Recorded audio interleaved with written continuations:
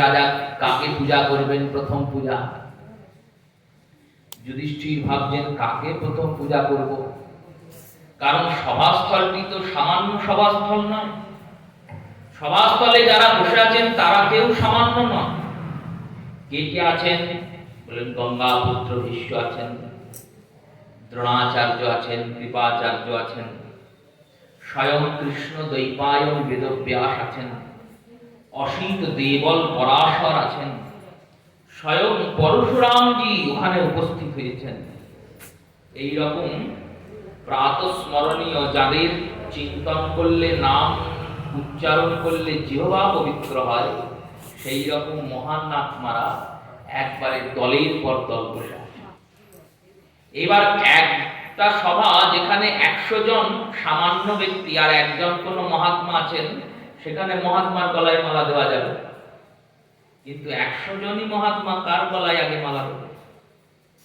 যার গলাতেই দেবো, বাকিদের তো অবজ্ঞা হবে, তারা তো মনে মনে কষ্ট পাবেন। উপায় কি? রাজন ধর্মাত্মা তিনি ভাবলেন আমি পিতামহ ভীষ্মের কাছে যাই। পিতামহকে গিয়ে বললেন, পিতামহ আপনি তো সব থেকে বয়সে বড়, আপনি গঙ্গাপুত্র, আবার ব্রহ্মচারী, আপনার যশ খ্যাতির অন্ত নাই। স্বয়ং পরশুরামজি আপনার গুরুদেব, আর সেই গুরুদেবকেও আপনি পরাজিত করেছেন যুদ্ধে।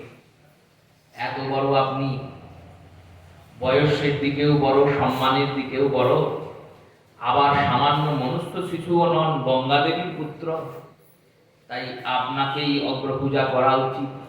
আমার তো এটাই মনে হচ্ছে। ভীষ্ম চিৎকার করে উঠলেন, চিৎকার করে বললেন, মূর্খ যুধিষ্ঠির, তোমাকে কে ধর্মরাজ বলেছেন? যে সভাতে স্বয়ং ভগবান কৃষ্ণ বসে আছেন, সেখানে কি কোনো ব্যক্তির অগ্রপূজা আগে হয়? সবার আগে গোবিন্দের পূজা হয়। ভগবানের পূজা করলেই তো সবার পূজা হয়ে যাবে।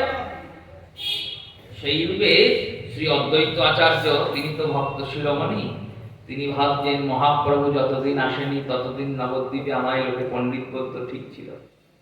প্রভু এসেছেন, এখন আমি ওই পণ্ডিত হব কেন? ঈশ্বর কৃপাদকে বললেন, আপনি টিকাটি নিয়ে গৌর সুন্দরের কাছে যান। শচীনন্দন জগন্নাথ মিশ্রের পুত্র, উনি এখন বিদ্যাসাগর, উনি সর্বশ্রেষ্ঠ পণ্ডিত, কেশব কাশ্মীরকে পরাজিত করেছেন, উনি টিকা সংশোধন করবেন। মহাপ্রভুর কাছে গেলেন ঈশ্বর কৃপাদ, যিনি পরে মহাপ্রভুরই গুরু হবেন। গুরুদেবের টিকা শিষ্য সংশোধন করলেন। কত কত বিতর্কতা দেখুন প্রভুর চরিত্রে।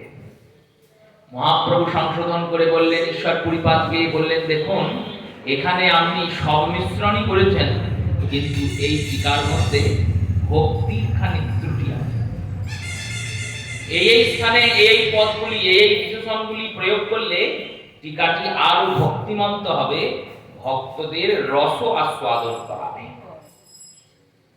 শ্রীবাসকে এসে শোনাচ্ছেন, ঈশ্বর পরিপাত কার কাছে পাঠিয়েছিলেন? আমার টিকাটি সর্বশ্রেষ্ঠই ছিল, কিন্তু তার মধ্যে যৎ কিঞ্চিত যা দোষ ছিল, গৌর সুন্দরের কৃপায় সেই দোষ নিবৃত্তি হয়ে গেছে। উনি তো ভক্তি ভান্ডার, কৃষ্ণ ভক্তি ওনার হৃদয়ে সুপ্ত হয়ে আছে। সেই সুপ্ত ভক্তিটিকেই আপনার কৃপাতে আমি টিকার মাধ্যমে সামনে প্রকট করলাম। শ্রীবাসকে বললেন, দেখলে শ্রীবাস, ভগবান যতই নিজেকে লুকায়িত করার চেষ্টা করুন না কেন, ভগবানের ঐশ্বর্য প্রকট হয়ে যাবে। শ্রীবাসের সঙ্গে এই কথোপকথন চলছে। গৌর সুন্দরের গৃহে আজকে এক বন্ধু এসেছেন, বন্ধুর নাম রঘুনাথ শিরোমণি। এই রঘুনাথ শিরোমণি একটি গ্রন্থ রচনা করেছেন ন্যায় শাস্ত্রের উপর। মহাপ্রভুকে এসে বললেন, গৌর সুন্দর এই গ্রন্থটা একটু পড়ে দেখো তো। প্রভু পণ্ডিত মানুষ তো, মহাপ্রভুকে সবাই এনে গ্রন্থ দেয়, আর যেহেতু নবদ্বীপের সর্বশ্রেষ্ঠ পণ্ডিত, মহাপ্রভু যদি বলে দেন এই গ্রন্থটি যথাযথ, তাহলে তো সেই বাজারে তার বইটি বিক্রি বেশি হবে। সেই কারণে প্রভুকে এনে বারবার পড়ান। মহাপ্রভু দেখলেন, দেখে বললেন, খুব সুন্দর হয়েছে ভাই, আমিও ন্যায়ের উপর একটা গ্রন্থ লিখেছি, তুমি একটু আমার বইটা পড়ে দেবে? দেখবে কোথাও কোনো দোষ আছে নাকি। মহাপ্রভু গ্রন্থটি দিলেন, আর গ্রন্থটি পড়ার পরে রঘুনাথ শিরোমণি কাঁদতে লাগলেন। মহাপ্রভু বললেন, কাঁদছো কেন, কি হয়েছে? প্রভু, মহাপ্রভুকে বলছেন, বিশ্বম্ভর, তুমি যা সুন্দর রচনা করেছো না, এই রচনাটা যদি কেউ পড়ে তাহলে আমার গ্রন্থ আর কেউ পড়বে না, আমার এই পরিশ্রমটা বৃথা নেই। তাই তোমার গ্রন্থটা পড়ে দুঃখ হলো। মহাপ্রভু বললেন, দুঃখ করার কিছু নেই, চলো আমরা সুরধ্বনির উপরে বিহার করে আসি আর খানিক গল্প করে আসি। প্রতিদিন মহাপ্রভু গঙ্গা স্নান করেন, প্রতিদিন মহাপ্রভু সুরধ্বনির বিহার করেন। যখন কিছু সময় না পান তখন গিয়ে সুরধ্বনির কোলে বসে থাকেন তীরে। সন্ধ্যার সময় তীরে বসে বসে সুরধ্বনির স্নিগ্ধ বায়ু গ্রহণ করেন। মহাপ্রভু আর এই রঘুনাথ শিরোমণি দুজনে নৌকাতে চললেন। যখন নৌকা মাঝ গঙ্গায় গিয়েছে, গৌর সুন্দর নিজের পুঁটুলি থেকে নিজের ন্যায় গ্রন্থটি নিয়ে গঙ্গায় দিয়ে দিলেন। রঘুনাথ শিরোমণি বললেন, এ কি করলে গৌর? তোমার এত সুন্দর সৃষ্টি, কত বছরের পরিশ্রম, তুমি এত কিছু লিখেছো, এত কিছু সুন্দর করে একটা গ্রন্থ রচনা করেছো, সেই গ্রন্থটা গঙ্গায় দিয়ে দিলে? মহাপ্রভু বললেন, আমি গঙ্গায় দিয়ে দিলাম কারণ আমার গ্রন্থ পড়ে আমার বন্ধুর ক্ষতি হোক, এটা আমি চাইব না। তোমার গ্রন্থটাই সবাই পড়বে। রঘুনাথ শিরোমণির ন্যায় এখনো করা না। এই রূপে প্রভুর বিদ্যা বিলাস চলছে। শ্রী সচিমাতা কাছে প্রস্তাব এলো, বল্লভ আচার্যের একটি কন্যা আছেন, তার নাম লক্ষ্মীপ্রিয়া। এই লক্ষ্মীপ্রিয়া দেবীর সঙ্গে মহাপ্রভুর প্রথম বিবাহ হল। বিবাহের সুন্দর সম্পাদন, মহাপ্রভু আর লক্ষ্মীপ্রিয়ার সুন্দর সংসার চৈতন্য ভাগবত রচয়িতা বৃন্দাবন দাস ঠাকুর বলছেন, দেখো লক্ষ্মীপ্রিয়া দেবী আসার পর থেকে গৃহে লক্ষ্মীর কোনো অভাব নাই। দিন দিন 10-20 করেন আগমন, লক্ষ্মী প্রিয়াকারী করেন যতনে সেবন।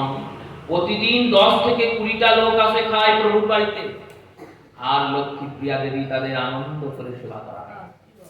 অতিথি সেবা, সন্ন্যাসী সেবা, ভক্তদের সেবা চলতেই থাকে প্রতিদিন।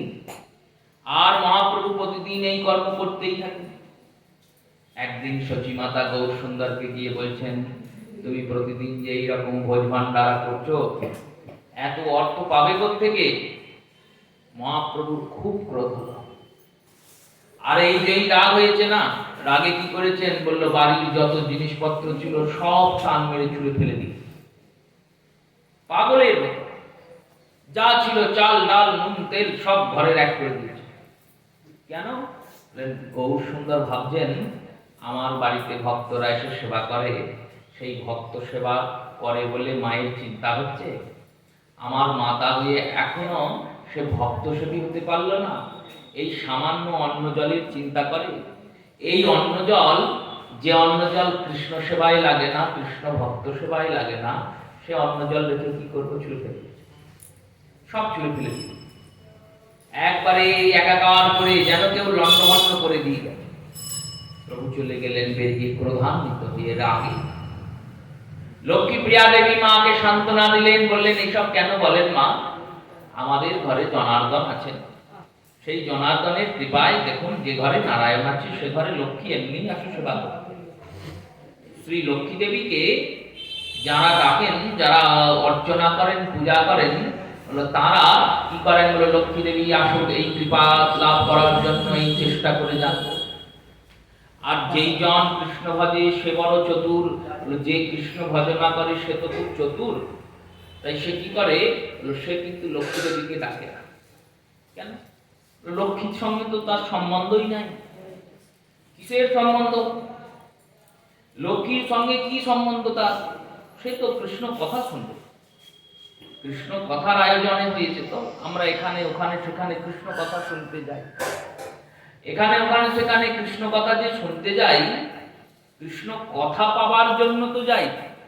কিন্তু কৃষ্ণের করুণা দেখুন, কৃষ্ণ এত করুণাবান, শুধু কথা পাওয়ার না, কথার শেষে ভালো প্রসাদ পাই। পাইয়ে দেন কি দেন? কোথাও তিনি মিষ্টি পাওয়াচ্ছেন, কোথাও বাতাসা পাওয়াচ্ছেন, কোথাও নাড়ু পাওয়াচ্ছেন। প্রতিদিন সন্ধ্যাবেলায় আমরা কৃষ্ণ কথা শুনতে যাই, কৃষ্ণের কথা শুনবো বলে কৃষ্ণ প্রসাদ পাইয়ে দেন। কে আনে প্রসাদ? বললো মা লক্ষ্মী সেবার জোগাড় করে দেয়। ঠিক জোগাড় করে দেয়। আপনি অনুভব করবেন, যারা কৃষ্ণ ভক্ত হয়েছেন তারা অনুভব করার চেষ্টা করবেন, দেখবেন গোবিন্দের সেবার জিনিস গোবিন্দ ঠিক নিয়ে আসে, ঠিক ব্যবস্থা করে। এই অনুভবটি হৃদয়ে রাখতে হবে। শ্রী লক্ষ্মী প্রিয়া বলেছেন, তাই কৃষ্ণের ভক্ত যারা তাদের সেবা করার জন্য লক্ষ্মী সদা তৎপর থাকে না। অমনি করে ওই ভক্ত সেবা হয় বলে চিন্তা করতে নাই। তোমার পুত্র রেগে মেগে চলে গেছে, তোমার পুত্রকে যদি কিছু বলতে তাহলে সে কিছু করতো না। ভক্তদের বলেছ তো, তাই খুব কষ্ট হয়েছে, এই কষ্ট হয়েছে বলে রাগ হয়েছে, আর রাগে এই সব করেছে। ভক্তদেরকে রক্ষা করার জন্য ভক্তদের কিছু বললে তিনি সদা সদা ক্রুদ্ধ হয়ে যান। শ্রীমদ্ ভাগবতে পৃথুরাজনের চরিত্রে আমরা এটি দর্শন পাই। পৃথুরাজন স্বয়ং ভগবানেরই অবতার। পৃথুরাজন ভগবত অবতার। তিনি দেখছেন প্রজারা কষ্ট পাচ্ছে, প্রজারা বলছে আমরা খেতে পাচ্ছি না, শস্য হচ্ছে না। কেন হচ্ছে না? বললো পৃথিবীতে যে শস্যই রোপণ করা হচ্ছে না কেন, পৃথিবী দেবী বন্ধা হয়ে গেছেন, শস্যের উৎপাদন হচ্ছে না। পৃথুরাজন পৃথিবী দেবীকে শাসন করার জন্য ধনুষ্মান ধারণ করলেন, বললেন হে পৃথিবী, তুমি আমার সন্তানদের খেতে দিচ্ছ না, আমি তোমাকে এক্ষুনি বধ করব, এক্ষুনি ধ্বংস করে দেবো। পৃথিবী বললেন প্রভু, তুমি যদি আমায় ধ্বংস করে দাও তাহলে আমার উপরে যে তোমার সন্তানরা আছে তারা থাকবে কোথায়? শ্রী পিতুরাজন বললেন, দেখো আমি তো তোমাকে সৃষ্টি করেছি, তোমাকে ধ্বংস করে আমি আরেকটা পৃথিবী সৃষ্টি করব, সেখানে গিয়ে রাখবো সন্তান। শেষমেশ মধ্যস্থতা হয়েছিল। পৃথিবী বলেছিলেন আপনার পিতা বেন তার অত্যাচারে, অধর্মে, পাপাচারের জন্য আমি বন্ধা হয়েছি, আমি গাভীর রূপ ধরছি, আপনারা বৎস নিয়ে আসুন, নিজ নিজ বৎস নিজ নিজ দহন পাত্রে আমার কাছ থেকে ঔষধি বনস্পতি শস্য আদি গ্রহণ করুন। মহাপ্রভুরও তাই ক্রোধ হয়েছে, ভক্তদের কিছু বললে ভগবানের খুব রাগ হয়। ভগবানকে কিছু বললে ভগবানের অত কষ্ট হয় না, কিন্তু ভক্তকে বললে কষ্ট বেশি হয়। তাই শ্রী গৌর সুন্দর চলে গেছেন সন্ধ্যার সময়ে, মা শচীকে 100টি স্বর্ণ মুদ্রা এনে হাতে দিলেন, বললেন আর চিন্তা নাই তো? বলে এই স্বর্ণ মুদ্রা তুমি পেলে কোথায় গো? তোমাকে এই এত টাকা দিয়ে কে গেল? মহাপ্রভু বললেন, দেখো মা, আমি রেগে মেগে গিয়ে গঙ্গার তীরে বসেছিলাম, এক ব্যক্তি এলেন আর এসে আমার হাতে এই পুঁটুলিটা দিয়ে গেলেন, আর বললেন আপনার বাড়িতে শুনেছি ভক্ত সেবা হয়, এটা দিয়ে ভক্ত সেবা হয়। এইরকম গৌরাঙ্গের বিবিধ লীলা। কিছুদিন কাল থাকার পরে শ্রী গৌর সুন্দর মাকে বললেন, শুনুন, আমার মনে হচ্ছে এখন আমাদের বাংলাদেশ যাওয়া দরকার, শ্রীহট্টে। কেন না, পিতার যে মূল ভিটে শ্রী জগন্নাথ মিশ্ররা, এনাদের আদি জন্মস্থান হলো উড়িষ্যা। উড়িষ্যাতে এনাদের আদি জন্মস্থান। জগন্নাথ মিশ্রের প্রপিতামহ উড়িষ্যার ব্রাহ্মণ। এই উড়িষ্যা থেকে এনারা এসেছেন বাংলাদেশের শ্রীহট্ট জেলায়। আর শ্রীহট্ট জেলাতে এনার পিতার নাম উপেন্দ্র মিশ্র। এই উপেন্দ্র মিশ্রের 7 জন পুত্র, কংসারী, শিবানন্দ, জগৎমোহন, জগদানন্দ আদি, জগন্নাথ আদি 7টি পুত্র।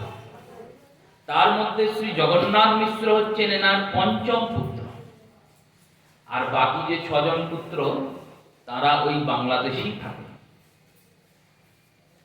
এখনো মহাপ্রভুর ওই বাকি যে 6 জন পুত্র, ওনাদের বংশধরেরা এখনো সিলেট জেলায় থাকে, বাংলাদেশের সিলেটে এখনো থাকেন। কিছুকাল পূর্বেই 2022 সালে মহাপ্রভুর বংশেরই এক গোস্বামী সন্তান তিনি দেহ রক্ষা করেছিলেন। সেখানে সব আচার্যবররা গিয়েছিলেন। সিলেট জেলাতে গৌর সুন্দরের আদি বাসস্থান। মহাপ্রভু বললেন তাই বাংলাদেশ যাওয়া দরকার। তখন তার বাংলাদেশ নাই, আমাদের যেমন এখন আমরা কোথায় আছি, বর্ধমান জেলা। এই বর্ধমান জেলা তো কিছু বছর আগে অবধি একটাই ছিল, তখন পূর্বও ছিল না পশ্চিমও ছিল না, একটাই বর্ধমান ছিল। এখন আমরা এখন বলতে হবে পূর্ব বর্ধমান, আর যেই আপনি আসানসোল চলে যাবেন তখন হয়ে যাবে অন্য জেলা পশ্চিম বর্ধমান। একই জেলা, যাতায়াত করছি আমরা। এই কাটোয়া থেকে ট্রেন ধরে কিছুটা গেলেই নবদ্বীপ, নদিয়া পড়ে গেল। গঙ্গা পার করলেই ওপারটা নদিয়া। এই রূপে যেমন এই রকম জেলার ভাগ যখন ভাগ হয়নি দেশ, তখন তো পূর্ববঙ্গ পশ্চিমবঙ্গ এক। সেখানে যাওয়ার জন্য কিছু পরিশ্রম প্রয়োজন নাই, কিছু দরকার নাই, চলে গেলেই হলো। একবারে সোজা গঙ্গা বরাবর যাওয়া যায়, রাস্তা বরাবর যাওয়া যায়। শান্তিপুর থেকে এখনো বাংলাদেশ যাওয়ার ট্রেন। সেই রূপে শ্রী গৌরসুন্দর বাংলাদেশ গেলেন। বাংলাদেশ গেলেন কেন বললেন? ছাত্র সংখ্যা বৃদ্ধি করবেন, নিজ পাণ্ডিত্যে প্রচার করবেন, অনেকগুলি কারণে। আর পিতামহের সঙ্গে সাক্ষাৎকার করবেন, দাদুর সঙ্গে গিয়ে দেখা করবেন, দাদুকে বলবেন। এই সব কারণে শ্রী গৌরাঙ্গ সুন্দর গেলেন বাংলাদেশ। গিয়ে পৌঁছালেন কোথায় বললেন? পৌঁছালেন প্রথমে শ্রী বাংলাদেশের শ্রীহট্ট জেলাতে। শ্রীহট্ট জেলায় বিভিন্ন প্রচার প্রসার করলেন। এই শ্রীহট্ট জেলার লাউর নামক গ্রামে শ্রী অদ্বৈত আচার্যের আবির্ভাব। এই শ্রীহট্ট জেলাটি কোথায়? শ্রীহট্ট জেলাটি মণিপুরের নিচে, কোচবিহার, দিনাজপুর ওর কাছাকাছি শ্রীহট্ট জেলাটি পড়ছে। সেখানে শ্রী লাউর স্থানে, লাউর নামক জায়গায় শ্রী অদ্বৈত আচার্যের আবির্ভাব স্থলী। সেখানে তা দর্শন করলেন। পদ্মা নদীর ধারে একটি গ্রামে কিছু এক রাত্রি বাস করলেন। সেই বাসকালীন অবস্থায় শ্রী গৌরসুন্দরের কাছে এক ব্যক্তি ছুটে এলেন। সকালবেলা হয়েছে, এক ব্যক্তি হঠাৎ ছুটে এসেছে। মহাপ্রভুকে বলছেন, প্রভু আমায় কৃপা করুন। মহাপ্রভু বললেন, কে আপনি? আর আপনি এইভাবে এলেনই বা কি করে? আমি এখানে আছি জানলেনই বা কি করে? জিজ্ঞাসা করতে করতে এলাম। কেন এলেন? আমার নাম তপন মিশ্র। আমি কাল রাত্রে স্বপ্ন দেখেছি। কি স্বপ্ন দেখেছেন? এক সুন্দর দিব্য পুরুষ, তিনি স্বপ্নে দেখা দিয়ে বললেন, তোমার মনে যে জিজ্ঞাসা আছে, ওই জিজ্ঞাসার সমাধান একমাত্র বিশ্বম্ভর মিশ্র করতে পারেন।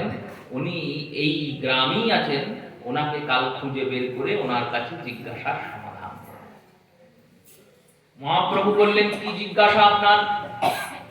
শ্রী তপন মিশ্র বললেন, আমার একটাই জিজ্ঞাসা, যে সাধ্য আর সাধন এই দুটি তত্ত্ব আমি দিন রাত চিন্তন করি। সাধ্য স্বরূপে তো ভগবান শ্রী গোবিন্দ। সাধন কোন সাধনের দ্বারা গোবিন্দকে পাওয়া যাবে? আর এমন কি কোন তত্ত্ব জগতে আছে যে নিজেই সাধ্য আবার নিজেই সাধন? সাধন মানে যাওয়ার রাস্তা। রাস্তা তো থাকবেই, আর রাস্তা দিয়ে যেখানে পৌঁছাবো সেই জায়গা গন্তব্য, পথ আর গন্তব্য। কিন্তু এমন কি কোন জগতে ভজন আছে, এমন কি জগতে কোনো পথ আছে, এমন কি মত আছে, এমন কোন সাধন আছে যিনি স্বয়ং সাধন আবার তিনি সাধ্য? সাধ্য আর সাধন এক। সবার কাছে গিয়ে জিজ্ঞাসা করেছি, কেউ সমাধান করতে পারে। মহাপ্রভুকে বলছেন, আপনি যদি কৃপা করে সমাধান করেন। মহাপ্রভু বললেন, বেশ সমাধান করছি, শোনো।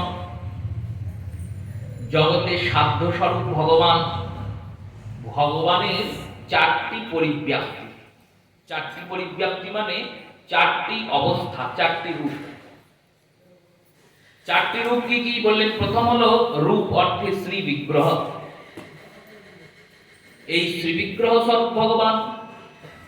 দ্বিতীয় হলো ভগবানের শ্রী নাম, রূপ নাম।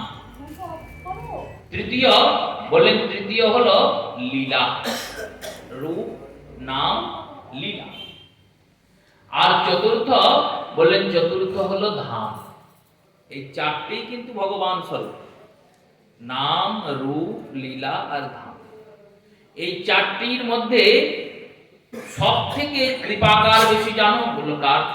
দেখো, সর্বকৃপা স্তরে যদি আমরা যাই, তাহলে প্রাথমিক সব থেকে কৃপার অনুভব অধিক হয় বিগ্রহের। কেন?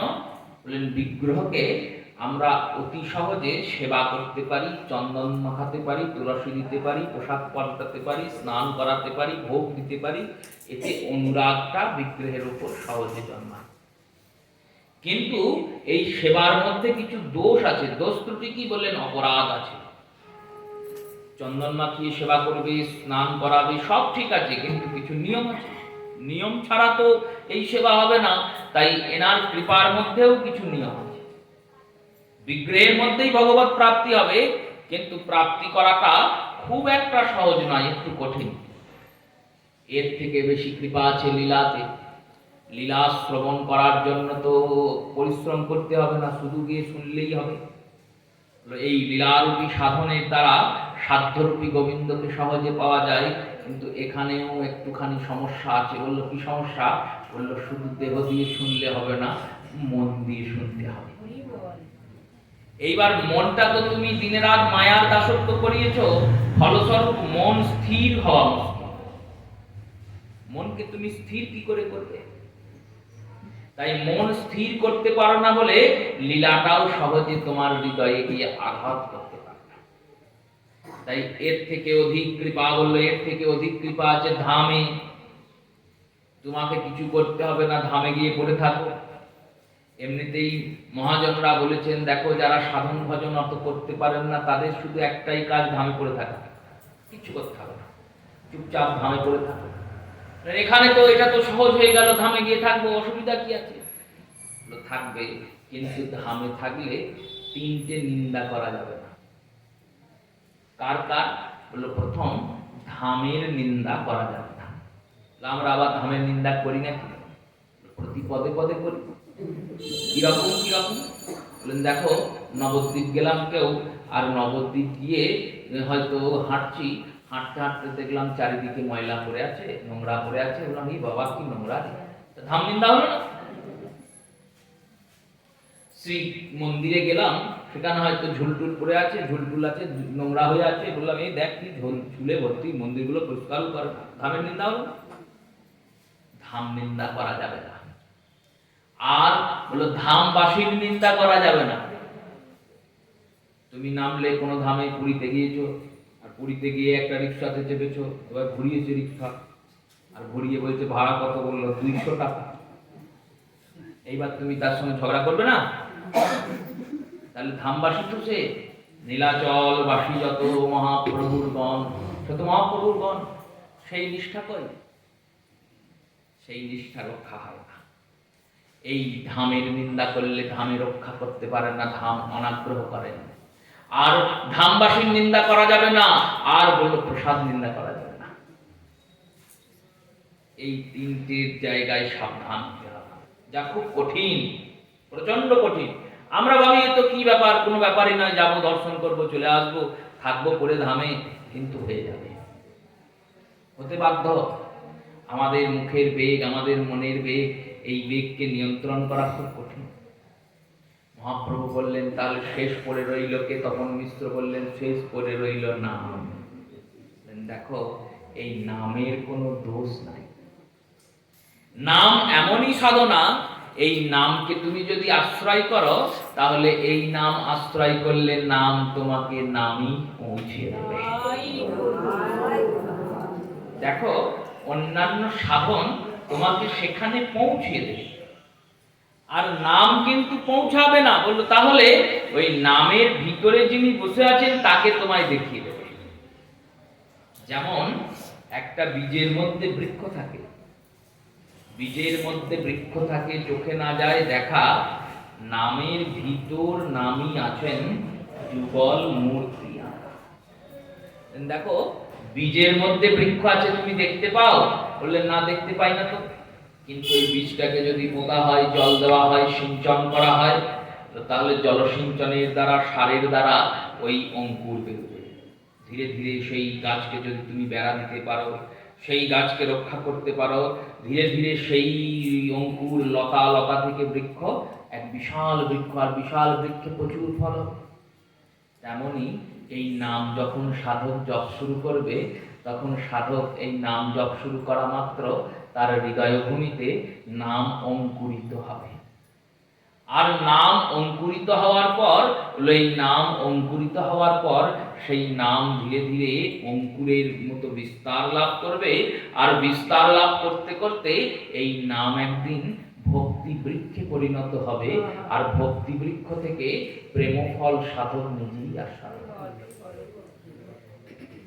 রূপ, লীলা, ধাম এই তিনের মধ্যে অনেক অপরাধ দোষ ত্রুটি আছে। নামেও তো দোষ ত্রুটি থাকতে পারে। যদি দোষ ত্রুটি হয় ওই নাম উচ্চারণেই নামের দোষ নিবারণ। এত মহিমা নামে। নামই সাধ্য, নামই সাধন। মহাপ্রভুকে এক কথা শুনলেন, তপন মিশ্র চিন্তন করছেন, শুনলাম। প্রভুকে বলছেন, প্রভু নাম সাধ্য সাধন তো বুঝলাম, কিন্তু কোন নাম সাধ্য আর কোন নাম সাধন? মহাপ্রভু বললেন, শোনো, আমি তোমাকে সেই নাম শোনাচ্ছি। কি নাম? না হরে কৃষ্ণ কৃষ্ণ কৃষ্ণ হরে হরে, হরে রাম রাম রাম হরে হরে। এই প্রভু বদন থেকে বাংলাদেশের ভূমিতে তপন মিশ্রের কর্ণে জগতে প্রথম শ্রী নাম অবতীর্ণ হল। তপন মিশ্র শুনলেন, শুনে জপ করতে লাগলেন, পাগল হয়ে গেলেন, ভাবলেন এত প্রেম নামে। পরের দিন মহাপ্রভু ডাকলেন, ডেকে বললেন, শোনো মিশ্রবর, তুমি এক কাজ করো, তোমায় আমি আজ্ঞা দিলাম, তুমি এখান থেকে সপরিবার গমন করো। কোথায়? বারাণসীতে। কাশীতে গিয়ে বাস করো। আমি যখন কাশী যাব তখন আমি তোমার বাড়িতেই থাকবো। এই তপন মিশ্রের গৃহ। কাশীতে তপন মিশ্রের গৃহ এখনো সংরক্ষিত। বিন্দু মাধব নামক শ্রী নারায়ণ মূর্তির কাছে এই তপন মিশ্রের গৃহের অবস্থান, যেখানে প্রকাশানন্দ সরস্বতী শ্রীপাদ উদ্ধার দিচ্ছিলেন। কাশীবাসী তপন মিশ্র জয় প্রকাশানন্দ। এই তপন মিশ্রের পুত্রের নাম রঘুনাথ। এই রঘুনাথই মহাপ্রভুর কোলে বসে খেলা করেছেন, আর ইনি স্বর্গস্বামীর প্রমুখ রঘুনাথ ভট্ট গোস্বামী। শ্রী তপন মিশ্রকে নাম মহিমা প্রচার করে প্রভু এগিয়ে চললেন, পৌঁছালেন শ্রীহট্টের নিকটে মহাপ্রভুর পিতৃআলয় বড়গঙ্গা নামক গ্রামে। এই বড়গঙ্গা নামক গ্রামে যখন পৌঁছালেন, পৌঁছে খুঁজতে খুঁজতে পৌঁছালেন নিজের দাদুর বাড়ি, উপেন্দ্র মিশ্রের বাড়ি। আর উপেন্দ্র মিশ্রের গৃহে গিয়ে যখন বসলেন, ঠাকুমা এলেন। ঠাকুমা এসে জিজ্ঞাসা করলেন, বাপ তোমার নাম কি? বললেন, আমার নাম নিমাই। কোন নিমাই? বলল, আমি শচীসুত, শচীনন্দন নিমাই।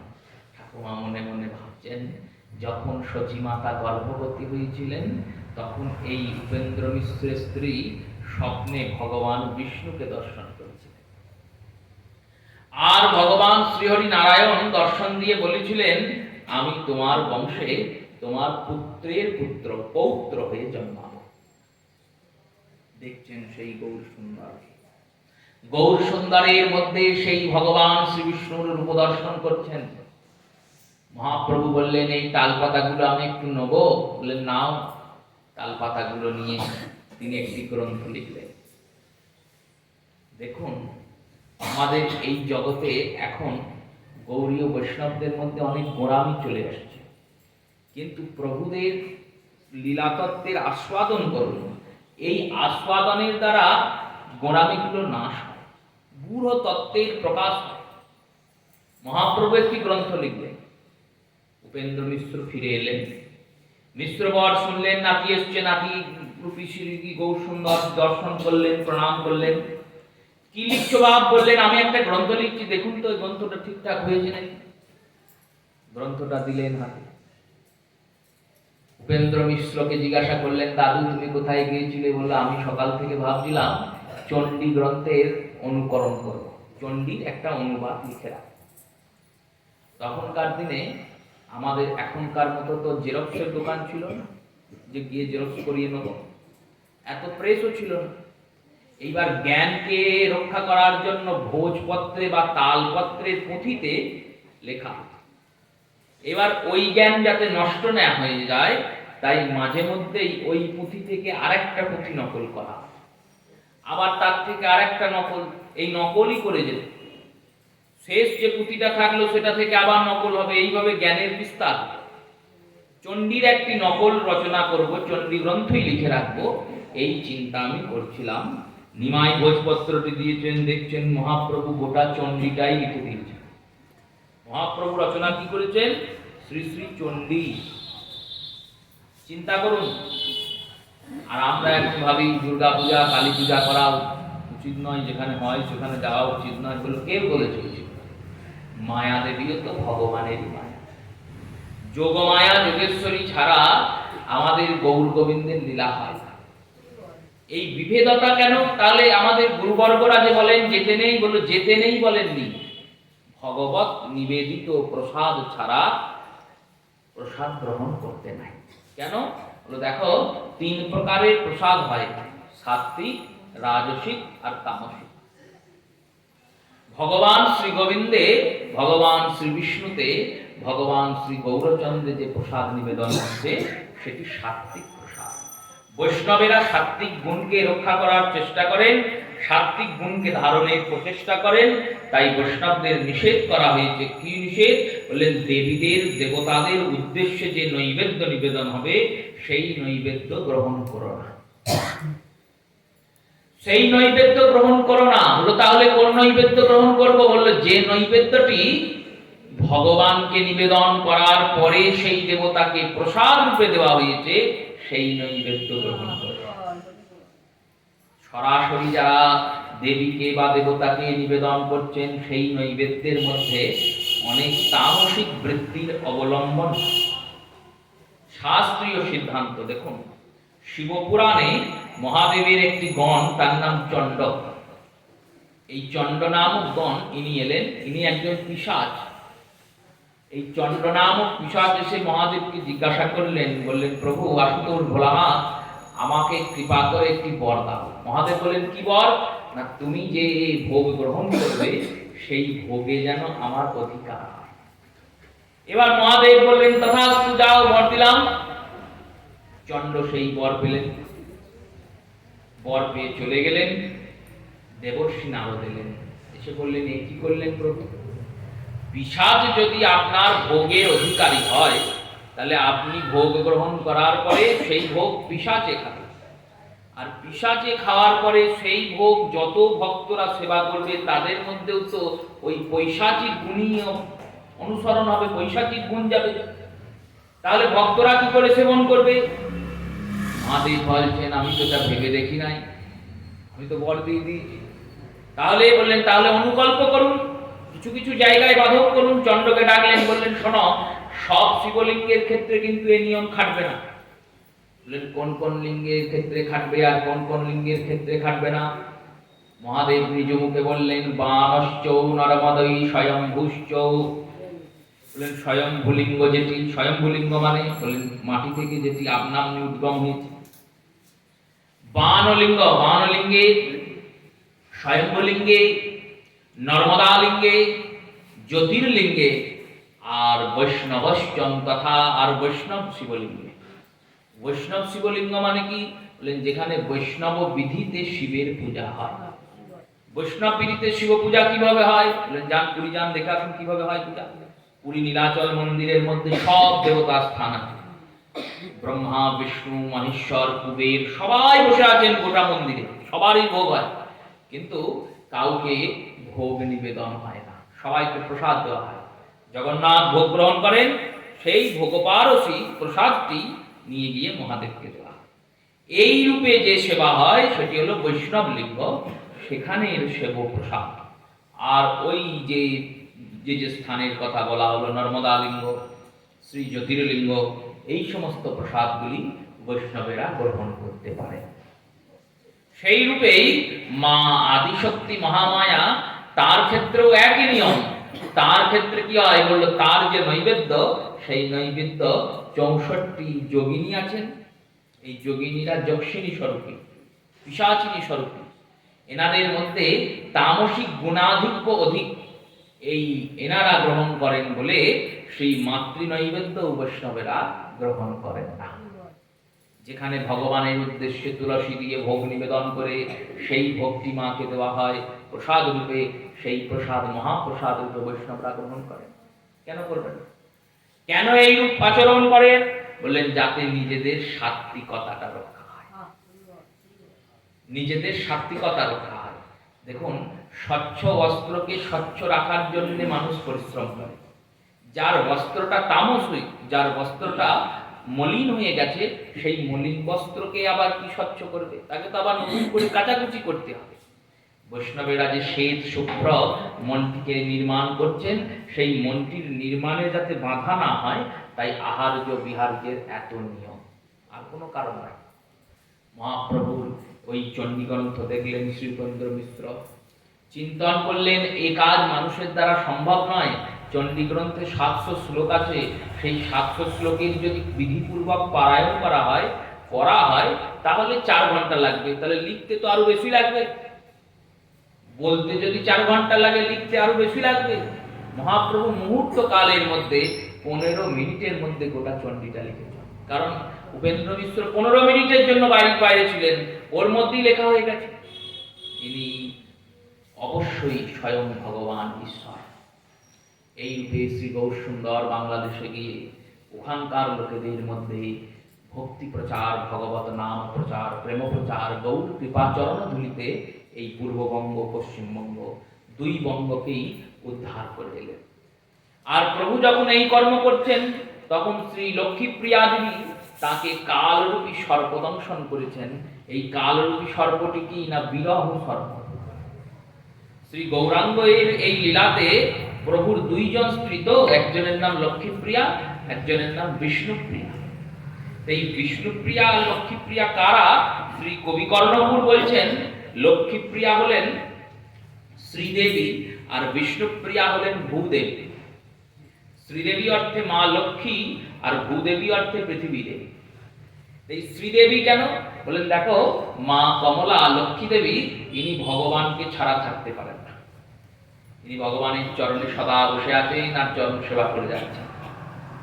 আর ভূদেবী বিষ্ণুপ্রিয়া, ভূদেবী মানে পৃথিবী।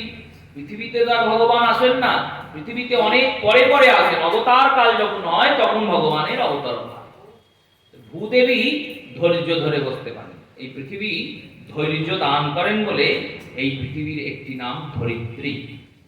ধরিত্রী শব্দের আদ্য অক্ষর ধ, তো এই ধৃত শব্দ থেকে ধরিত্রী উৎপন্ন হয়েছে।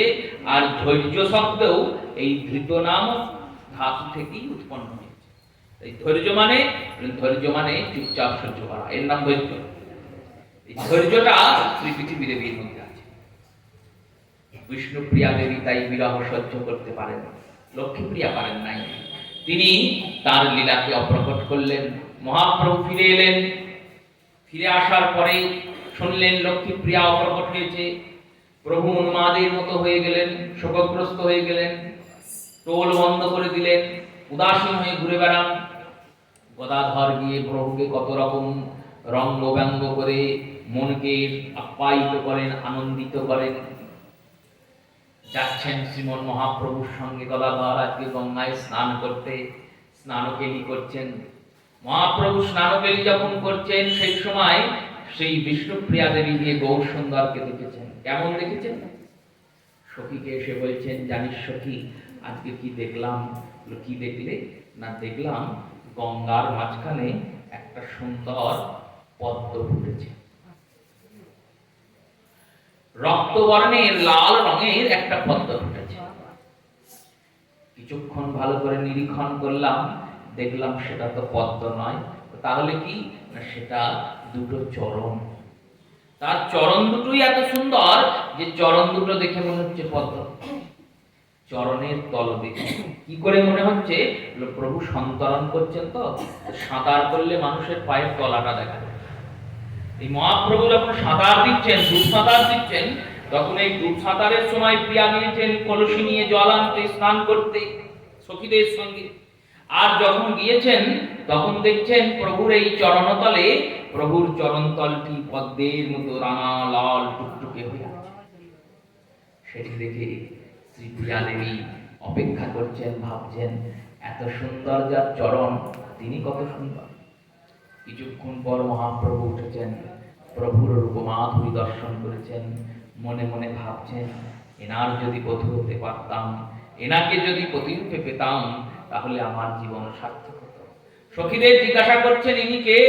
ইনি স্বয়ং বিশ্বম্ভর মিশ্র, নিমাই পণ্ডিত, যার খ্যাতি নবদ্বীপের চারিদিকে। প্রিয়া দেবী এই চিন্তন করতে করতে বাড়ি এসেছেন সনাতন মিশ্র, বিষ্ণুপ্রিয়া দেবীর পিতা। এই সনাতন মিশ্র তার কাছে প্রস্তাব এসেছে, সচিমাতা প্রস্তাব পাঠিয়েছেন তার কন্যার সঙ্গে মহাপ্রভুর বিবাহে। সনাতন মিশ্র বর মহাপ্রভুর কথা শুনেছেন। মহাপ্রভুর কথা শোনার পরে প্রভুর কথা সেই শ্রবণ করে সচিমায়ের প্রস্তাবে রাজি হয়েছেন। শুভ বৈশাখ মাসের পূর্ণিমা তিথি, বৈশাখ মাসের পূর্ণিমা তিথিতে গৌর বিষ্ণুপ্রিয়া দেবীর বিবাহ স্থির হয়েছে। প্রাতকালে শ্রী মহাপ্রভুর দধিমঙ্গল হয়েছে, গদাধর প্রভুকে সাজিয়েছেন। সাজানোর পরে প্রভু চললেন। কেমন করে চললেন? কেমন করে যাচ্ছেন জানো? কেমন করে যাচ্ছেন না, লোচন দাস বলছেন এইভাবে যাচ্ছেন। কিভাবে? ধবল পাটের জোর পড়েছে, রাঙা রাঙা পার দিয়েছে, ধবল পাটের জোর পড়েছে, রাঙা রাঙা পার দিয়েছে, ধবল পাটের জোর পড়েছে, রাঙা রাঙা পার দিয়েছে, ধবল পাটের জোর পড়েছে, রাঙা রাঙা পার দিয়েছে, করো নগর তুলে যেতে খুঁচাও, ওরে চরণ নগর তুলে যেতে খুঁচাও, মাঘ মল সোনার নুপুর বেজেছে মধুর মধুর, মাঘ মল সোনার নুপুর বেজেছে মধুর মধুর, মাঘ মল সোনার নুপুর বেজেছে মধুর মধুর, মাঘ মল সোনার নুপুর বেজেছে মধুর মধুর, দেখে ভুবন মুরসাও, দেখে ভুবন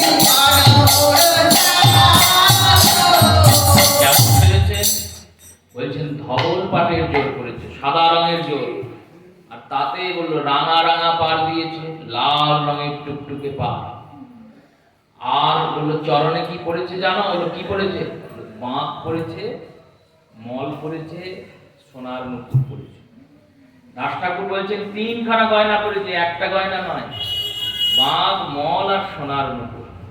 বাঁক মল সোনার নুপুর বেজেছে মধুর মধুর, বাঁক মল সোনার নুপুর বেজেছে মধুর মধুর, নুপুর বাজে বড়ই মধুর, নুপুর বাজে বড়ই মধুর, গৌরের ওই রাঙা পায়, গৌর বাজে বড়ই মধুর, আগমন গৌর বলে, গৌর বাজে বড়ই মধুর, নুপুর বাজে বড়ই মধুর, নুপুর বাজে বড়ই মধুর, ওই বিষ্ণুপ্রিয়ার গান মধুর, নুপুর বাজে বড়ই মধুর, ওই বিষ্ণুপ্রিয়ার গান মধুর, নুপুর বাজে বড়ই মধুর, বিষ্ণুপ্রিয়ার গান মধুর, নুপুর বাজে বড়ই মধুর, বিষ্ণুপ্রিয়ার গান মধুর,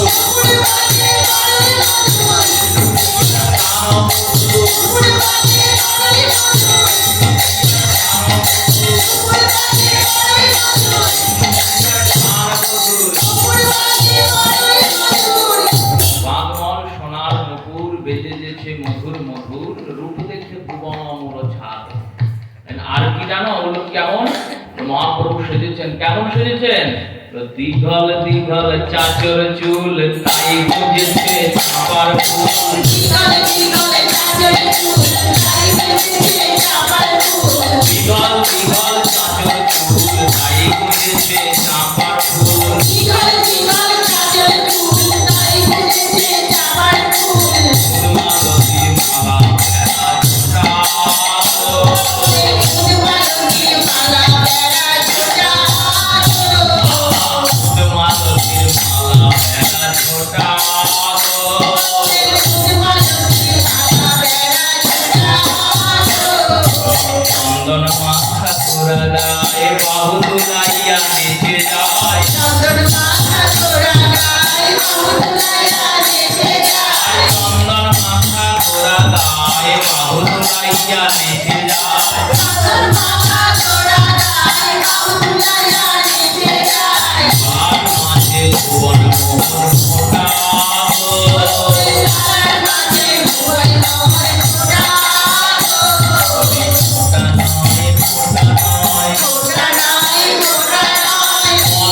বিজয় ভজা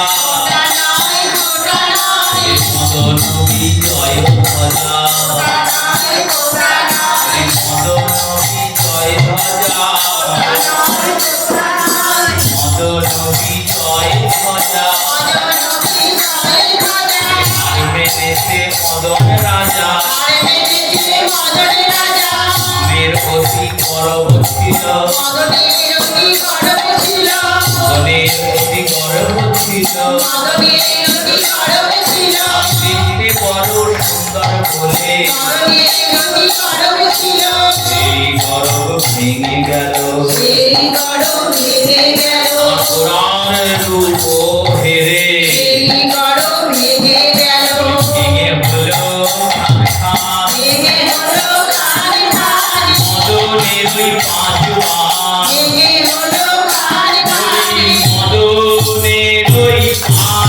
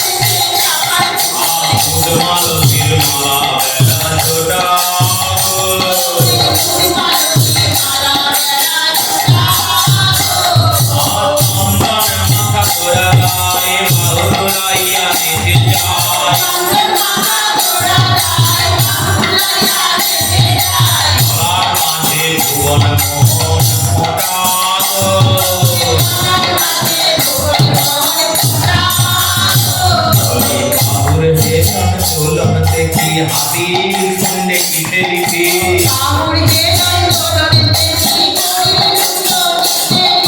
বাহুর হেলাম দোলন দেখি শরীর ছোট্ট কিসে লিখে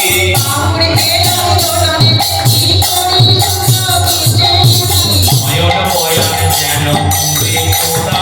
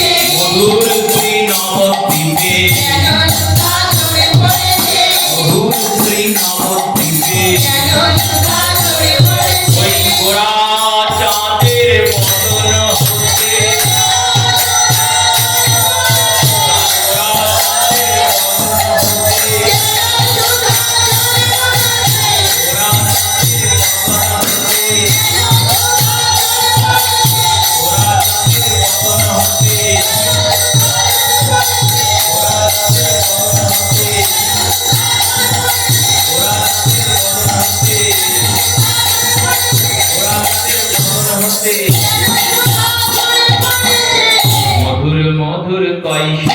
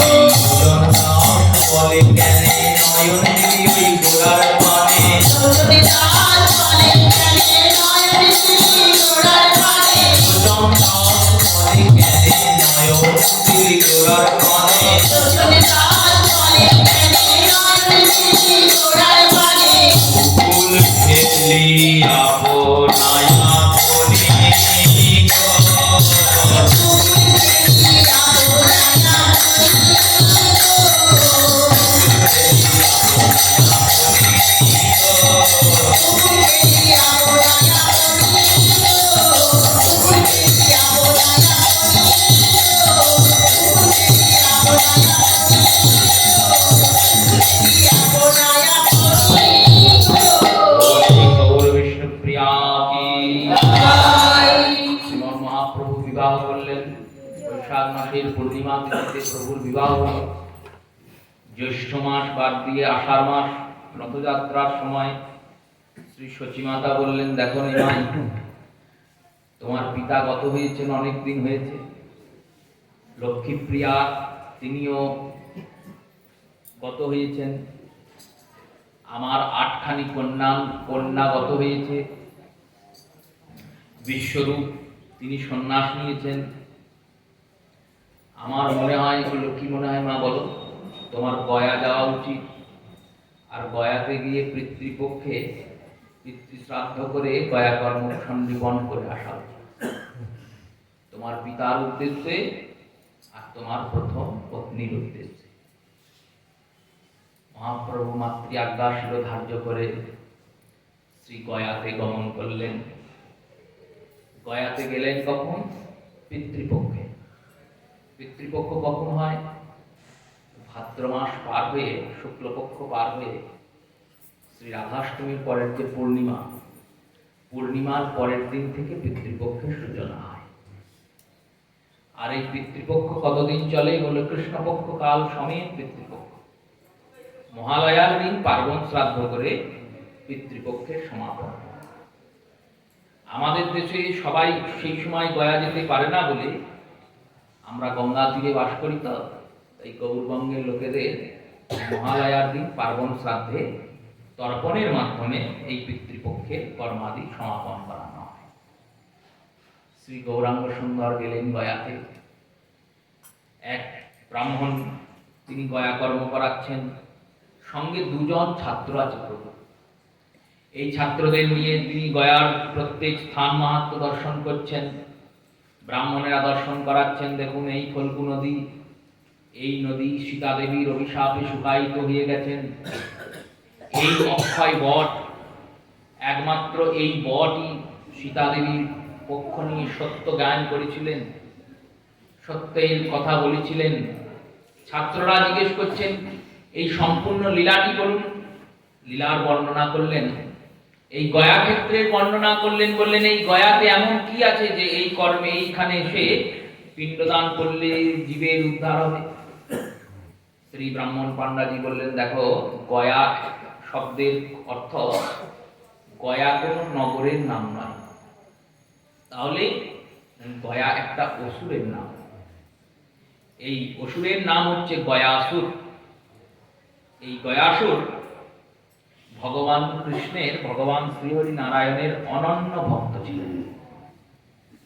এই গয়াসুর সম্বন্ধে স্কন্দ পুরাণের বর্ণনা।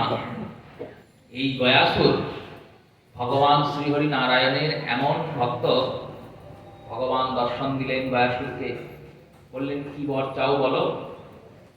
গয়াসুর বললেন, প্রভু আমি কোনো বর চাই না। তাহলে? আমি তো অসুর, আমার বংশের সবাই তামসিক বৃত্তিযুক্ত, তারা মৃত্যুর পর নরকে যায়, তাই আমাকে তুমি এমন বর দাও, আমাকে যে স্পর্শ করবে সে যেন স্বর্গে যায়। আমি এই বর নিয়ে গিয়ে আমার লোকে বাস করব, আমি যেখানে বাস করব সেখানে আমাকে যারাই স্পর্শ করবে স্বর্গে চলে যাবে। এবার এই গয়াসুরের যে দেহের আয়তন, সেই দেহ আয়তনটা কত? বললেন, এই গয়াসুরের দেহ আয়তন হলো 8 ক্রোশ। 1 ক্রোশ মানে 3 কিলোমিটার, এই 8 ক্রোশ মানে 24 কিলোমিটার লম্বা। এই এত বড় দেহধারী, এখান থেকে 24 কিলোমিটার, মিটার নয়, 24 কিলোমিটার লম্বা যদি কেউ হয়, কত বড় হবে? এই এত বড় দেহধারী গয়াসুর, ভগবান তো বর দিলেন, দেখলেন এ তো কোনো ক্ষতি করবে না জীবে, বর দিলেন। গয়াসুর পৃথিবীর উপর বসে তপস্যা করতে শুরু করলেন। যারা পাপী, তাপী, সন্তাপী, অসুর, রাক্ষস আদি যারা আছেন তামসিক গুণবৃত্তি, তারা জানলেন গয়াসুরের কাছে গিয়ে যদি স্পর্শ করা হয় তাহলে মৃত্যুর পরে স্বর্গে যাব। ওই গয়াসুরের কাছে গিয়ে থাকেন, আর এই অসুররা সবাই মরে স্বর্গে যেতে থাকে স্পর্শ করে করে। গয়াসুরকে পরিচিত যে বায়ু, সেই বায়ু যেখানে প্রবাহিত হয় সেখানকার পশু পাখিও স্বর্গে যায়। ভারী বিড়ম্বনা হয়ে যাচ্ছে। যমরাজ পৌঁছালেন ব্রহ্মার কাছে, বললেন পাপীরা সব স্বর্গে চলে যাচ্ছে, নরকে কেউ যাচ্ছে না। কেন? বলল গয়াসুর এই কাজ করছে। ব্রহ্মা বললেন একে তো প্রবোধ দিতে হবে। সব দেবতাদের নিয়ে গিয়ে গয়াসুরের সামনে উপস্থিত। গয়াসুর ধর্মাত্মা তো, ধর্ম পুণ্য কত বিপদ ডেকে আনে দেখুন মানুষের জীবনে। পাপ তো ডেকে আনেই, পুণ্য ডেকে আনে। আপনি সৎকর্ম করবেন, সেই সৎকর্ম যেন অন্যের ক্ষতি না করে। দুর্গা পূজা হয়, কার্তিক পূজা হয়, আমাদের কাটোয়ার লোক উৎসব।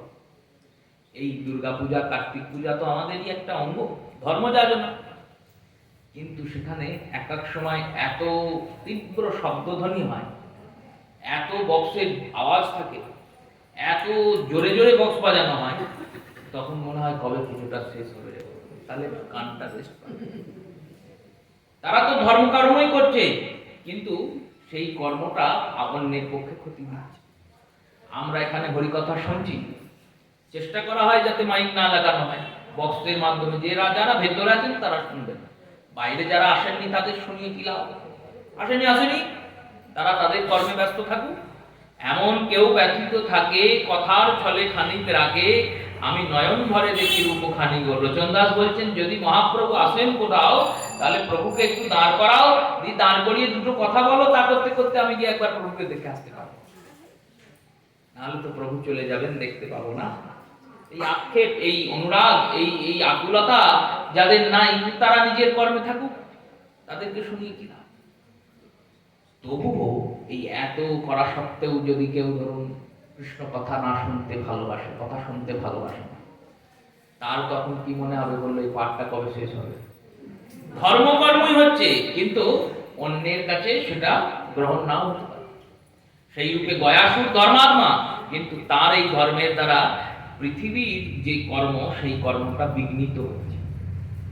ব্রহ্মা বললেন গয়াসুর আমি একটি যজ্ঞ করব। কোথায় করবেন? বললেন তুমি শুয়ে পড়ো, তোমার উপরে বসে যজ্ঞ হবে। তোমার নাভিতে যজ্ঞকুণ্ড স্থাপনা করে আমি যজ্ঞ করব। কেন? বললেন এই যজ্ঞ যতক্ষণ চলবে আর উঠতে পারবে না, ও উঠতে না পারলে ওকে আমরা মাটিতে পিষে পাতালে প্রবেশ করিয়ে দেব, পাতালেই থাকবে, মানুষ ওকে আর ছুঁতে পারবে না।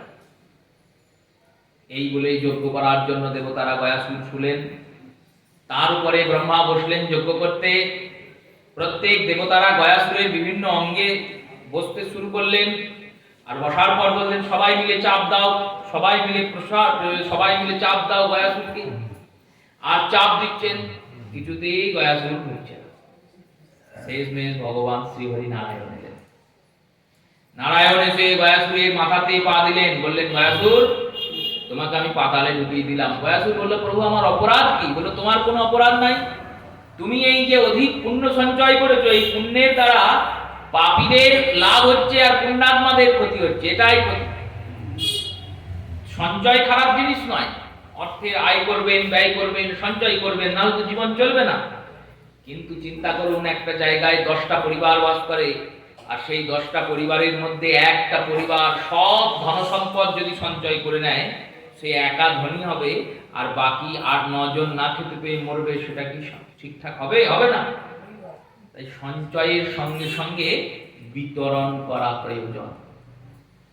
যতটা আমার ততটা সঞ্চয় করলাম, বাকিটা বললো বিতরণ করার চেষ্টা করলাম। বিতরণ না করলে সামঞ্জস্য রক্ষা হয় না। তুমি পুণ্যকে সঞ্চয় করেছো, তো এই সঞ্চয় করে কি হচ্ছে বললো, পাপী যারা তারা গিয়ে তোমার এই পুণ্যের লাভ তুলছে, তারা গিয়ে তোমাকে কষ্ট করছে আর স্বর্গে চলে যাচ্ছে, আর পুণ্যাত্মারা এত পুণ্য করেও স্বর্গে যেতে পারছে না। গয়াসুর বললেন প্রভু আমি তো পাতালে যাব, কিন্তু তোমাকে একটা কথা দিতে হবে। যে ভগবান বললেন কি কথা? তোমাকে আমার চরণ মস্তকে চরণটা রাখতে হবে, আর এই চরণটার পূজা যেদিন বন্ধ হয়ে যাবে সেই দিন কিন্তু আমি আবার জেগে উঠব। শ্রী ভগবান বললেন বেশ তাই হবে। ব্রহ্মা বললেন চরণের পূজা তো মানুষ এমনি করবে না, একদিন দুদিন নয় করবে, তারপর তো কালের গতিতে বন্ধ হয়ে যেতে পারে। তাই আমি এই গয়াসুরের দেহটা যতটা পৃথিবীতে আয়তন বরাবর পড়ে আছে, এই সমস্ত স্থানটাকে বরদান করলাম। কি বরদান করলাম? না যে সমস্ত ব্যক্তি পিতা মাতা গত হয়েছেন, সেই পিতা মাতা গত হওয়ার পর সেই ব্যক্তিরা এসে এই গয়াসুরের শরীরে এসে যদি পূজা করেন, পিণ্ডদান করেন, আর পিণ্ডদান করার পরে ওই শ্রী গদাধরের পাদপদ্মে গিয়ে প্রণাম করেন, পূজা করেন, পিণ্ডদান করেন, তাহলে তাদের পিতামাতা যত বড় পাপী হোক তারা স্বর্গে গমন করবে। লোভে পড়ে মানুষ পূজা করবে, ব্রহ্মার এই কর্মে ব্রাহ্মণ সৃষ্টি করলেন, গয়া ব্রাহ্মণ বলা হয় এদের। 21টা গোত্র, যে গোত্রটি বাইরে কোনো স্থানে প্রাপ্তি হয় না। এই 21টি গোত্রীয় ব্রাহ্মণ যারা গয়াতেই থাকবেন, আর গয়াতে পিণ্ডদানের দ্বারাই তাদের বৃদ্ধি চলবে। এই রূপে শ্রী গয়ার মাহাত্ম্য বর্ণনা করলেন। বলি গয়া ধাম কি জয়। গয়া ধামে শ্রী ভগবান গদাধরের পাদ পদ্ম স্থাপিত হলো। মহাপ্রভু শুনলেন। এইবার গয়াতে 12খানি গয়া আছে, সেই প্রত্যেকটি গয়ার নাম বর্ণনা করলেন ব্রাহ্মণগণ। রাম গয়া, শিব গয়া, স্কন্দ গয়া, প্রেত গয়া, পিতৃগয়া, এইরূপে প্রত্যেক গয়ার প্রত্যেকটি বিবিধ মাহাত্ম্য, সেই মাহাত্ম্যের বর্ণনা করতে করতে প্রত্যেক গয়াতে কর্ম করাতে করাতে পৌঁছালেন শ্রী গৌর সুন্দর গদাধরের পাদপদ্ম দর্শন করতে। যেমন মালিকা, জপমালিকা, এই জপমালিকার জপের নিয়ম কি? জপমালিকার জপের নিয়ম মেরুতে প্রথম জপ করে বড় পুঁথি থেকে শুরু হলো। এইবার শুরু হয়ে যখন বিশ্রাম হলো, বিশ্রাম হওয়ার পরে ঘুরে যাবে না, মেরুকে লঙ্ঘন করবে না। আবার ছোট থেকে শেষ হলো, বললো ছোট থেকে এবার শুরু হবে, আবার পরে আসবে, বড় থেকে ছোট, ছোট থেকে বড়, মেরুতেই শুরু হবে, মেরুতেই শেষ হবে। সেই রূপে গয়া কর্মের নিয়ম কি বললো? প্রথমে গদাধরকে দর্শন করে প্রণাম করে গয়া কর্ম শুরু হবে, আবার যখন বিশ্রাম হবে তখন গিয়ে ওই গদাধরেই শেষ হবে, বিশ্রাম হবে সুমেরুবতী। মহাপ্রভু পৌঁছালেন গদাধরের পাদপদ্ম দর্শনে। পাদপদ্ম দর্শন করছেন, প্রভু দেখছেন ভগবান শ্রীবিষ্ণুর সেই অপরূপ সুন্দর চরণ। গদাধরের যে পাদপদ্ম, ভগবান শ্রীহরির যে চরণ, গদাধরের পাদপদ্ম কিন্তু ওখানে দুটি নেই, একটি আছে। ভগবান হরির একটা পা রাখা আছে, একটা চরণ চিহ্ন। যেমন মানিকপাড় ঠাকুর বাড়িতে গিরিধারীর একটা চরণ আছে, গিরিধারীর বাম পদ শ্রীনিবাসের সুষম পদ। সেই রূপে যেমন দামোদরে ভগবানের দক্ষিণ পদ আছে, ভগবান শ্রীকৃষ্ণের দক্ষিণ চরণ চিহ্ন শ্রী বৃন্দাবনের আভা দামোদর মন্দিরে আছে, আর ভগবান শ্রীকৃষ্ণের বাম পদ চিহ্ন শ্রী বাজাশ্বর মানতেহাট ঠাকুর বাড়িতে আছে। দুটি জায়গায় দুটি চরণের চিহ্ন। গদাধরের পাদপদ্ম ভগবান শ্রীহরির সেই চরণ দেখছেন, ভাবছেন এই চরণ থেকেই তো গঙ্গা নিঃসরণ হয়েছে, গঙ্গা উৎপন্নকারী সেই সুন্দর চরণ, এই চরণেরই বন্দনা ভববিরিঞ্চি করেন, এই চরণেরই সেবা কমলা করেন। আর এই চরণের মধ্যে যে চিহ্নগুলি আছে, সেই চিহ্নগুলি চিন্তন করতে করতে নিজ প্রাণনাথ কৃষ্ণের চিন্তন হয়েছে। গোপীরা যেমন ওই রাসচক্রে চরণ খুঁজে পেয়েছিলেন, আর চরণ খুঁজে পেয়ে তাদের দৃঢ়তা হয়েছিল, যখন চরণ চিহ্ন পেয়েছি তখন নিশ্চয়ই গোবিন্দকে পাবো। আজকে গৌর সুন্দরের মধ্যে সেই রাধা ভাব, সেই গোপী ভাব জাগ্রত হয়েছে, অঙ্গের শরীরটি পুলকিত হয়েছে, ঘর্মক্ত সমস্ত শরীর ঘর্মাক্ত হয়েছে, শরীরের প্রত্যেকটি লোমকূপ দণ্ডায়মান হয়ে গেছে, আর নেত্র থেকে অশ্রুপাত হচ্ছে, আর তিনি হরি হরি হরি হরি করছেন, আর কম্পিত হতে হতে অচেতন হয়ে পড়ছেন। আর যখন পড়ে যাচ্ছেন তখন এক সন্ন্যাসী বর এসে গৌরকে কোলে করেছেন। সেই সন্ন্যাসী বরকে বললেন স্বয়ং ঈশ্বর পরিপাত, শ্রী ঈশ্বর পরিপাত গৌরকে কোলে করেছেন। ভাবছেন ইনি তো আমার টিকাকে শোধন করেছেন, ইনি তো তখন এরকম ছিলেন না, এই রকম কি করে হলো চিন্তন করছেন। দেখো ভজন নিষ্ঠার নিয়ম, ভজনের সিদ্ধতার নিয়ম কি? ভজন সিদ্ধতার নিয়ম, ভজন যখন পরিপক্ক হয়, যেমন গাছে আম আছে, আমটা দেখে আপনি বুঝবেন কি করে পেকেছে না কাঁচা আছে? বললো রং পরিবর্তন হবে, কাঁচা আম সবুজ হয়, পাকা আম পরিবর্তিত হয়ে গেছে, রংটা পাল্টিয়ে গেছে, হলুদ হয়ে গেছে। যেমন অন্নটা শুদ্ধভাবে হয়েছে নাকি দেখতে গেলে কি করতে হবে? অন্নটাকে টিপতে হবে, টিপলে বোঝা যাবে। যদি নরম হয়ে যায় তাহলে অন্ন হয়ে গেছে। আর শুধু তো ভাত উল্টাবে না, একটা ভাত নিয়ে উল্টালেই হবে। তো সেই রূপে ভক্তের ভজনটা সিদ্ধ হয়েছে নাকি বুঝবো কি করে? দাস ঠাকুর বললেন কি করে বুঝবে শোনো, দুটো ভাব দেখে বোঝা যাবে। এক বলল গৌরাঙ্গ বলিতে হবে পুলক শরীর, হরি হরি বলে কবে নয়নে বহিবে। এই দুটো যদি গুণ দেখতে পাও, যদি দেখো ভগবানের কথা শ্রবণ করে শরীর পুলকিত হচ্ছে। পুলকিত কখন হয় শরীর? যখন হৃদয় আনন্দিত হয়। কেউ বহু দূরে আছেন, তিনি ফিরবেন, এই কথাটা শুনেই হৃদয়ে যেমন পুলক জাগে, আনন্দ জাগে, সেরকম ভগবানের শরীরে কথা শুনে যদি হৃদয় পুলক জাগে, তাহলে জানবে ভজন অগ্রসর হচ্ছে। আর হরি হরি বলে কবে নয়নে বহিবে নীর, ভগবান হরির নাম করলে চোখ দিয়ে যদি জল পড়ে, ভগবানের জন্য কোনো কারণ নাই, অকারণে যদি চোখ থেকে জল পড়ে, জানবে ভজন পুষ্ট। এই কৃষ্ণ ভজনের রীতি, এই দুটি তিনটি ভাব সাধকের মধ্যে পরিদর্শিত হয়, কিন্তু এক সঙ্গে এক সাধকের মধ্যে অষ্টসাত্ত্বিক ভাব, 8টা ভাব কোন জীবের মধ্যে পরিদর্শন করা সম্ভব নয়। জগতে এমন কোন ব্যক্তি নাই যার মধ্যে এই 8টা ভাব একত্রে পরিদর্শিত হয়। ইনি কি? ঈশ্বর কৃপাত মহাপ্রভুকে চেতন করলেন। মহাপ্রভু চেতন হয়ে বললেন, ছাত্রদের বললেন নিয়ে যাও। ছাত্ররা নিয়ে যাচ্ছেন। মহাপ্রভু যখন সম্বিত ফিরেছেন, তখন পুরীপাতকে চরণটি ধরেছেন, ধরে বলছেন, পুরীপাত, আমি এখানে পিতৃকর্ম করতে এসেছি। কর্মের গতি তখনই হয় যখন কর্মের পরে কোনো ব্রাহ্মণ বৈষ্ণব ভক্তকে ভোজন করানো হয়। যজ্ঞ তখনই পূর্ণ যখন অন্নদান হয়। যজ্ঞের পর প্রসাদ বিতরণ না করলে যজ্ঞ পূর্ণ হয় না। সেই যজ্ঞ পূর্ণের জন্য আপনি যদি কৃপা করে কাল আমার গৃহে ভিক্ষা করেন, আমি যেখানে আছি সেখানে আমি যদি আপনার জন্য রন্ধন করি, আপনি যদি তা গ্রহণ করেন। ঈশ্বর কৃপাত বললেন, তথাস্তু, তাই হবে।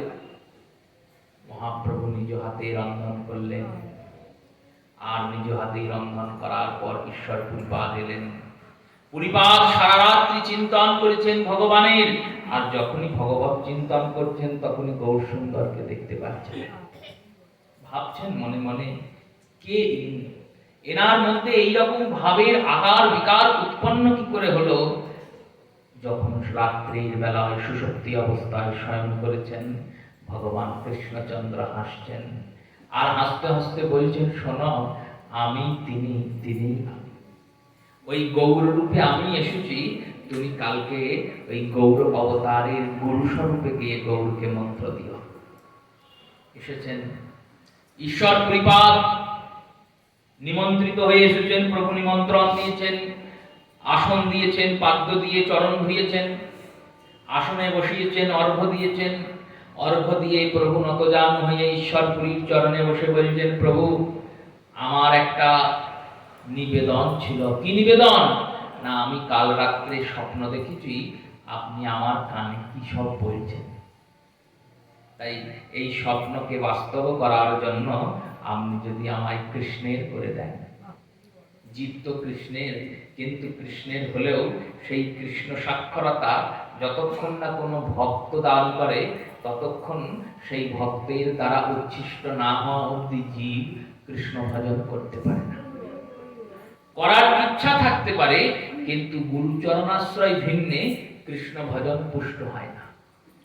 তাই আমাকে যদি কৃষ্ণ ভজনের যোগ্য মনে করেন, যদি কৃষ্ণ নাম দান করেন। ঈশ্বরপুরী চিন্তন করছেন, ভগবানকে কি নাম দেব। ঈশ্বর পরিপাত বলছেন, নাম যে দেবো, কি মন্ত্র দেবো করিয়াছি বিচার। মহাপ্রভু বললেন, প্রভু, কালকে রাত্রে স্বপ্নে ওই সন্ন্যাসী আমার কানে যে মন্ত্র বললেন, আমি কি আপনাকে সেই মন্ত্রটা শোনাবো, শুনবেন? শ্রবণ করিয়া ঠাকুর করহ বিচার, এই মন্ত্রে দেওয়াতি আমার অধিকার। শ্রবণ করুন, আর শ্রবণ করে চিন্তন করুন, এটা কি আমি অধিকারী হলাম, এটা কি পাওয়ার আমি যোগ্য? ঈশ্বর পরিপাত বললেন, বেশ, তাই বলো নিমাই, কি মন্ত্র শুনেছ? ঈশ্বর পরিপাদের নিবেদনে শ্রী মহাপ্রভু শ্রী গৌর সুন্দর ঈশ্বর পরিপাদের কানে মন্ত্র বললেন, আর ঈশ্বর পরিপাদ মহাপ্রভুর কর্ণে দশাক্ষর মন্ত্র দান করলেন। এই দশাক্ষর মন্ত্র যেই দান করেছেন না, সঙ্গে সঙ্গে মহাপ্রভু উদ্দণ্ড হয়ে দুই হাত তুলেছেন, আর দুই হাত তুলে নৃত্য করতে করতে চললেন, কৃষ্ণ কৃষ্ণ কৃষ্ণ কৃষ্ণ কৃষ্ণ কৃষ্ণ কৃষ্ণ হে রাম রাম রাম রাম রাম রাম রাম হে কৃষ্ণ কৃষ্ণ কৃষ্ণ কৃষ্ণ কৃষ্ণ কৃষ্ণ কৃষ্ণ হে রাম রাম রাম রাম রাম রাম রাম হে কৃষ্ণ কৃষ্ণ কৃষ্ণ কৃষ্ণ কৃষ্ণ কৃষ্ণ কৃষ্ণ হে রাম রাম রাম রাম রাম রাম হে কৃষ্ণ কৃষ্ণ কৃষ্ণ কৃষ্ণ কৃষ্ণ কৃষ্ণ কৃষ্ণ হে রাম রাম রাম রাম রাম রাম রাম হে কেশব কৃষ্ণ কেশব কৃষ্ণ কেশব হরি রাম রাম রাঘব রাম রাঘব রাম রাঘব রাম কৃষ্ণ কৃষ্ণ কৃষ্ণ কৃষ্ণ কৃষ্ণ কৃষ্ণ হরি রাম রাম রাম রাম রাম রাম রাম রাম কেশব কৃষ্ণ কেশব কৃষ্ণ কেশব হরি রাম রাম রাঘব রাম রাঘব রাম রাঘব রাম কৃষ্ণ কৃষ্ণ কৃষ্ণ কৃষ্ণ কৃষ্ণ কৃষ্ণ হরি রাম রাম রাম রাম রাম রাম রাম রাম হরে কৃষ্ণ কৃষ্ণ কৃষ্ণ হরে হরে হরে রাম রাম রাম হরে হরে হরে কৃষ্ণ কৃষ্ণ কৃষ্ণ হরে হরে হরে রাম রাম রাম হরে হরে হরে কৃষ্ণ কৃষ্ণ কৃষ্ণ হরে হরে হরে রাম রাম রাম হরে হরে হরে কৃষ্ণ কৃষ্ণ কৃষ্ণ হরে হরে হরে রাম হরে কৃষ্ণ কৃষ্ণ কৃষ্ণ হরে হরে হরে রাম রাম রাম হরে হরে হরে কৃষ্ণ কৃষ্ণ কৃষ্ণ হরে হরে হরে রাম রাম রাম হরে হরে হরে কৃষ্ণ কৃষ্ণ কৃষ্ণ হরে হরে হরে রাম রাম রাম হরে হরে হরে কৃষ্ণ কৃষ্ণ কৃষ্ণ হরে হরে হরে রাম হরে কৃষ্ণ কৃষ্ণ কৃষ্ণ হরে হরে হরে রাম রাম রাম হরে হরে কৃষ্ণ কৃষ্ণ কৃষ্ণ হরে হরে হরে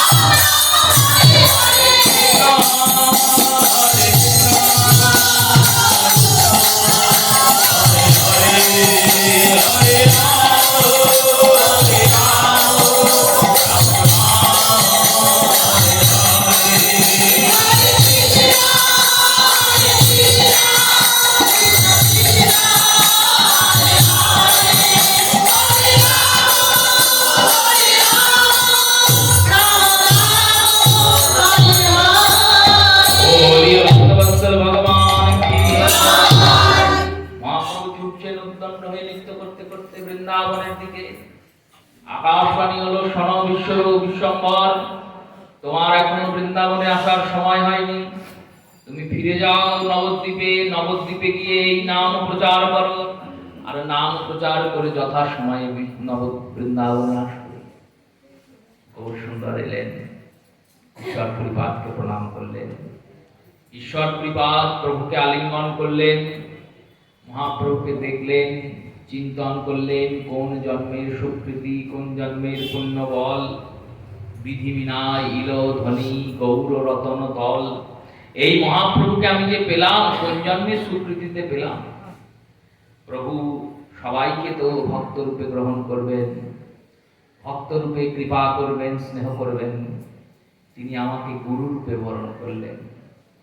সবারই কাছে তিনি ভগবান স্বরূপ, তিনি জগৎগুরু স্বরূপ। সেই জগৎগুরু বন্দে কৃষ্ণং জগৎগুরুম, সেই জগৎগুরু কৃষ্ণচন্দ্র তিনি গৌরচন্দ্র হয়ে আমার শিষ্যত্ব গ্রহণ করলেন। নিমাইকে বললেন, যাও নিমাই, নবদ্বীপ ফিরে যাও। মহাপ্রভু মুখে কথা নাই, মুখে বিড়বিড় করে কৃষ্ণ কৃষ্ণ কৃষ্ণ কৃষ্ণ কৃষ্ণ কৃষ্ণ জপ করেন। আর নেত্র থেকে অবিচল ধারা বইছে, অঙ্গ কম্পিত হচ্ছে। যে ছাত্ররা নিয়ে গেছে তারা ভাবছে এইভাবে কি করে আমরা নিয়ে যাব প্রভুকে বাড়ি। ইষ্টের নাম, গুরুর নাম, গদাধরের পাদপদ্ম স্মরণ করতে করতে, বল চিন্তন করতে করতে কোনো রকমে প্রভুকে নিয়ে নবদ্বীপ ফিরলেন। সচিমাতা দেখছেন যে নিমাই গিয়েছিল সে নিমাই তো আর নাই। এ দিনরাত ঘরে বসে বসে কেঁদেই যায়। নিমাইকে জিজ্ঞেস করলে নিমাইকে বলে, নিমাইকে জিজ্ঞাসা করছেন, মা কি হয়েছে নিমাই, কাঁদছো কেন, কি দুঃখ? নিমাই বলেন, কৃষ্ণ আমায় ছেড়ে গেল, কি করে আমি কৃষ্ণকে পাবো? কোথা গেলে কৃষ্ণ পাবো, বলো তাহা তাহা যাবো, এত বলে চলিলেন ধাইয়া। কোথায় গেলে কৃষ্ণকে পাবো, কি করে কৃষ্ণকে পাবো? সবাই চিন্তন করছেন এ কি হলো। পাড়ার লোকেদের সঙ্গে কথা বলছেন, তারা বলছেন মনে হয় মাথায় বায়ু চলেছে, পাগল হয়ে গেছে। বিষ্ণু তেল নিয়ে এসো, আর বিষ্ণু তেল নিয়ে এসে প্রভুর মাথায়, ওই গৌরের মাথাতে দাও, মাথাটা ঠান্ডা হয়। মহাপ্রভুর মাথায় দেওয়া হয়। মাথাতে যখন দেন তখন চিন্তা করেন প্রভু, প্রভুকে দিচ্ছেন মাথায় তেল মাখাচ্ছেন, মহাপ্রভু ভাবছেন কি তেল মাখাচ্ছ? মাকে বলছেন, মা তুমি এই কি তেল নিয়ে এলে, কি ওষুধ খাওয়াচ্ছ আমাকে? বললেন এ তো বিষ্ণু তেল। ভগবান বিষ্ণুর তেল। ভগবান বিষ্ণুর চিন্তনে আবার কৃষ্ণ স্মৃতি, আবার অনবরত রোদন, অনবরত কান্না, কেঁদেই যান। কিছু কাজ করেন না, কোন রকমে ঠেলে ঠুলে একদিন চতুষ্পাটিতে পাঠিয়েছেন, যাও পড়াও গা। ছাত্ররা এসেছেন, ছাত্ররা এসে বসেছেন পড়তে। ছাত্রদের জিজ্ঞাসা করছেন, ছাত্রদের বলছেন আজকে কি পড়াবো বলেছিলাম? এক ছাত্র বলছেন আজকে আপনি কারক পড়াবেন বলেছিলেন। বললেন কারক পড়াবো? হ্যাঁ কারক। কারকের মধ্যে প্রথম কারকের নাম কি? প্রথম কারকের নাম কর্তৃকারক, তাই তো? কর্তৃকারক। এই কর্তৃকারক শব্দের অর্থ কি বললেন? বাক্যের মধ্যে যিনি কর্তা তিনি কর্তৃকারক। বললেন শোনো, কৃষ্ণশ্চ কর্তা সর্বং খলুস্তম জগতম। কৃষ্ণই জগৎকর্তা, আর এই জগতের যত বাক্য আছে সব বাক্যের কর্তাও গোবিন্দ। এই গোবিন্দের ভজনা করলে, কর্তার অনুরুক্ত হলে, আনুগত্যতা গ্রহণ করলে আর জীবের দুঃখ থাকে না। তাই তোমরা কৃষ্ণের অনুগত হও। ছাত্রদের বলছেন কানু বিনে গীত নাই, কৃষ্ণ ছাড়া কোনো শাস্ত্রই নাই। সব শাস্ত্রের প্রতিপাদ্য বিষয় কৃষ্ণ। এক ছাত্র বললেন বেশ প্রভু বুঝলাম, বেশ গুরুবর বুঝলাম, কিন্তু কর্তৃকারক না হয় হলো, কর্মকারক কি? বললেন কৃষ্ণস্য ভজনাম কর্মং, কৃষ্ণের ভজনাই কর্ম। এই রূপে কেউ জিজ্ঞেস করছেন সমাস কি বস্তু, সমাসেও কৃষ্ণকেই প্রতিস্থাপন করছেন। যারা আমার মতো গণ্ডমূর্খ ছিল ছাত্র, তারা বলছে মাস্টার মশাই পাগল হয়ে গেছে, এখানে আর পড়া যাবে না, এর মাথা পাতা গেছে। ব্যাকরণে কি করে কৃষ্ণ আসে? আরে ব্যাকরণ কেন, জগতের সর্বত্রই কৃষ্ণই আছে। কৃষ্ণ দ্বারাই এই জগৎ নির্মিত। দর্শন হচ্ছে না কেন? দেখো জগতের সর্বত্র তো বায়ু আছে, কিন্তু বায়ু প্রবাহ, বায়ুর দর্শনকে আমরা সবসময় পাই। দর্শন তো পাই না, প্রবাহ পাই না। প্রবাহ পাই না মানে বায়ু নাই, বায়ু আছে। সেই রূপে কৃষ্ণের দর্শন হয় না কেন? বলল দর্শন করার সময় হলে ঠিক দর্শন হবে। এখনো আমাদের মনোবল নির্মাণ হয়নি কৃষ্ণ দর্শনের জন্য, এখনো নেত্র যুগল নির্মাণ হয়নি কৃষ্ণ দর্শনের জন্য। যখন চোখ তৈরি হবে, মন তৈরি হবে, তখন তোমাকে আর কৃষ্ণকে দেখতে কোথাও যেতে হবে না।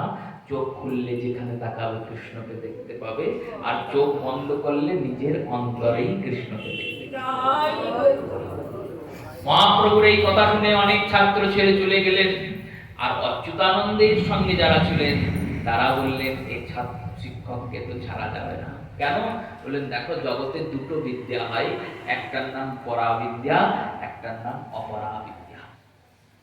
এই অপরাবিদ্যা মানে কি? বললেন অপরাবিদ্যা মানে জারো জাগতিক বিদ্যা।